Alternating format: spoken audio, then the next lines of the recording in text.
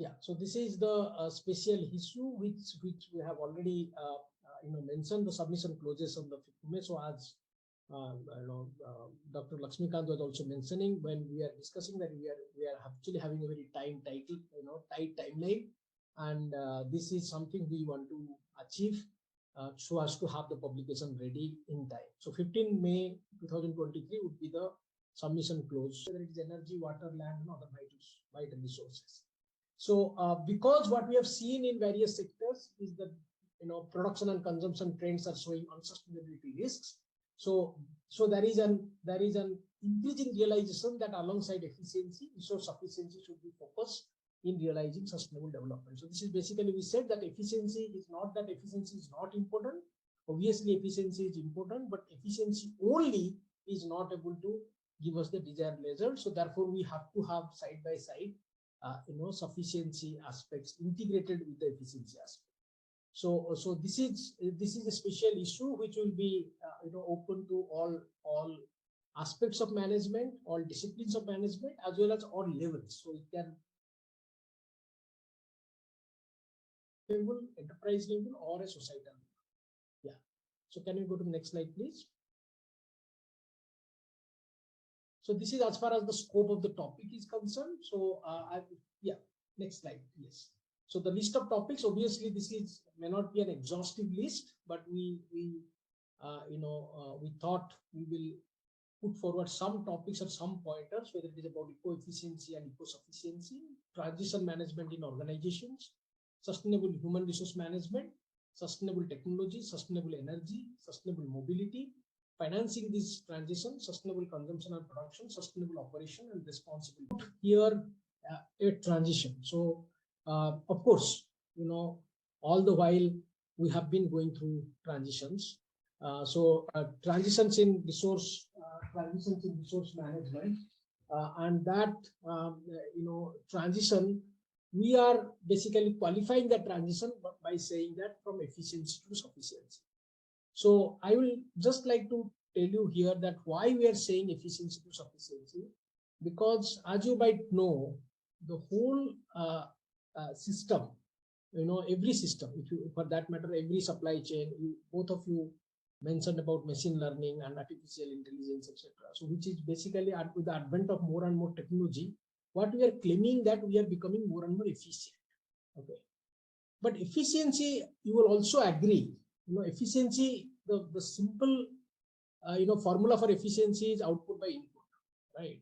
So when efficiency improves, so our idea was that improving the efficiency, that we will be consuming less and less input for the same output, right? But if you see what was expected out of efficiency, that it would lead to less input consumption overall, that has not happened. Even if you see less resource consumption per capita, for example, even if you just per person, the kind of resource consumption that is happening, across sectors, at a macro level, I'm telling you, at a macro level, it has not happened, right? Now, if you read the the brief outline about this special issue, you will get that impression what we are trying to say, that though efficiency, even till date you will find a lot of climate negotiations happening around efficiency. I mean, people basically focus on efficiency as the thing which actually would solve the problem. Okay, I mean, if you see the climate goals, for example, countries put for themselves, they want to make their energy systems more efficient or less, what we call is energy intensive. That means you want to, per unit GDP, you want to use less energy resource. But at the end of the day, as we can see that the energy consumption, if the volume of energy consumption is on the rise, then obviously this will not be sustainable, even if you have made an efficient system. So efficiency solves part of the problem, not whole of the problem, right? So that is what is a thing which we want to sort of assume for ourselves. And this is not we are doing it out of certain conviction or something, or out of certain certain theoretical assumption or something. This is based on empirical data. Okay, The pure empirical data shows that the resource consumption per capita is on the rise. Okay, efficiency had a role in to decrease it a bit, but then actually it is on the rise, because of overconsumption. Now, therefore, the role of sufficiency comes. Okay, therefore, the role of sufficiency comes because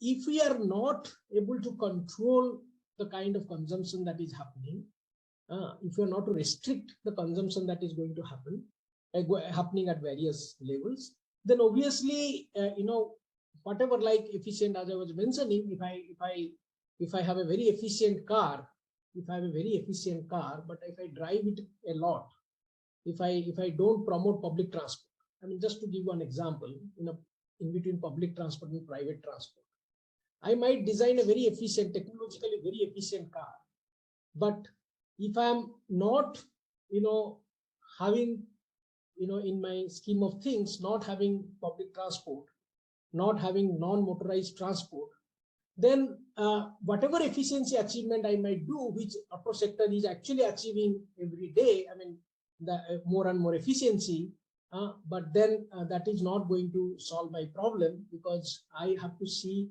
that how much less of petroleum consumption is happening. With efficient car, as you know, there is a concept in resource management, what we call is rebound effect. If you use an efficient efficient car, you tend to use drive it more. If you are using an efficient monitor, the monitor size increases. The TV, efficient TV, 5-star TV, but as you know, the TV size have increased over time. I mean, if you were talking about lighting, obviously LED has made it substantial efficiency improvement, but we have increased the lighting fixtures also. If you really, if you observe, generally you will find the number of lighting points, nowadays is quite more. I mean, we tend to use more of an efficient device. I mean, we make our, as we say, a living room as a home theater. I mean, if you are using more efficient, for example, audio-visual equipments. So the idea is we are tending to use it more. So efficiency, whatever gain that efficiency is leading to in terms of resource consumption, it is actually being counterproductive, or in the sense it has been offset by use of more resources. So that is what. So therefore, this role of sufficiency is coming into the picture. So obviously, this is something which is a slightly, I would say, relatively new area. It is a relatively new area because people were not talking about sufficiency, or you can say even sufficiency is connected to a lot of, older tradition of minimalism, or using, no overuse of anything. Okay, use as per your need. I mean, Gandhi's idea of, which some people say that Gandhi never said that, but what popularly people attribute, the world has enough for everybody's need, but nobody's greed. Okay, so this is basically a sufficiency idea. If you ask me, this is nothing but a sufficiency idea.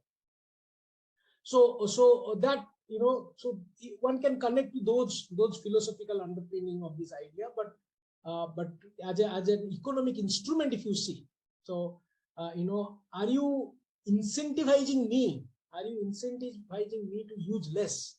Okay, this is very new. As you know, the entire economic system is incentivizing always us to use more. Okay, for example, if you buy one product, you get 20% discount, but if you buy two pieces of a product, you get 30% discount. So basically, this is an economic instrument which is tending us to use more, right? Whereas sufficiency will not talk about that. Sufficiency will promote it about using less. Okay. Now this is something as a backdrop. We want to as a new and as a fundamental concept, if you might say, is something which we want to have in this volume. Now, where to have it, how to have it, in whether my paper can have it or not, that is, of course, you need to figure out that while you talk about productivity, while you talk about various efficiency improvement in the process, can you bring in also sufficiency aspects? Can you also see that how there will not be there will be some instruments here and there, which, like, for example, if I talk about a new concept of providing sufficiency star in my electronic equipment. When I'm buying a washing machine or buying a TV, the reasonable size of the TV, or the reasonable or the optimal size of the washing machine would be the 5-star washing machine. If I'm going for an oversized TV or an oversized washing machine, then obviously it would be sufficiency star would be low. That means I will have to pay relatively higher. Of course, larger size I pay higher, but some amount more than that high amount, because in that way I'm disincentivizing the customer to buy for a larger than required size. Okay, so if I talk about that, for example, I mean, this is just an example in case of, like, we have economic instruments of efficiency star in our equipment. So can we have sufficiency star? I mean, so while efficiency of course has a role, I mean, whatever resource is available, we have to use it efficiently. But since over this last many decades, we have been harping on efficiency, but efficiency has not given us the result of sustainability, which an ideal case would have expected, that it must drive down the resource consumption, but it has not happened.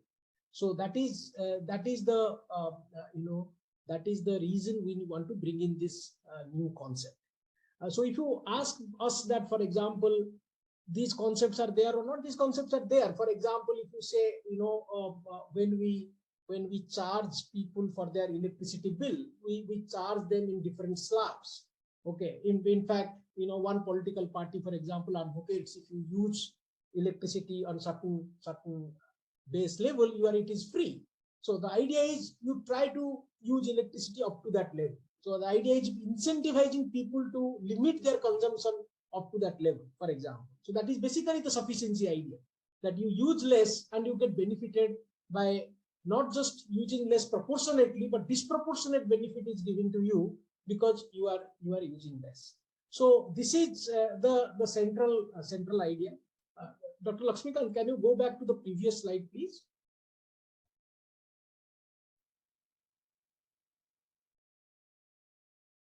Previous slide, previous. Yes. So yes.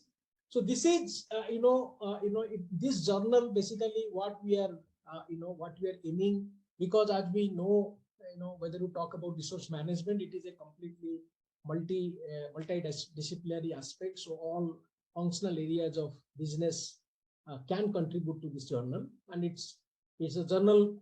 This is basically the journal philosophy, that it highlights the cutting edge research, new concepts and theories. I mean, this is something which, since sufficiency aspect is relatively new, we are trying to pitch in through this special issue, fresh practical ideas and initiatives that can be readily applied to understand business strategies of Indian companies, both in and outside India, as well as the business strategies of foreign firms operating within India. So basically, as you see, the scope is both, like, for example, it is an organization based out of India doing elsewhere, or what somebody is doing elsewhere but has implication for our country.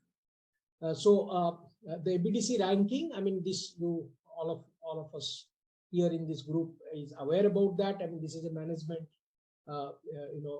institutes do respect this ranking a lot, and this is a ranking is initiated in Australia, and this is something which is globally also popular. And in this ranking, we are at sea level. Yeah, so this is basically the logistic aspect in terms of how do you submit your paper, what kind of guidelines you need to follow.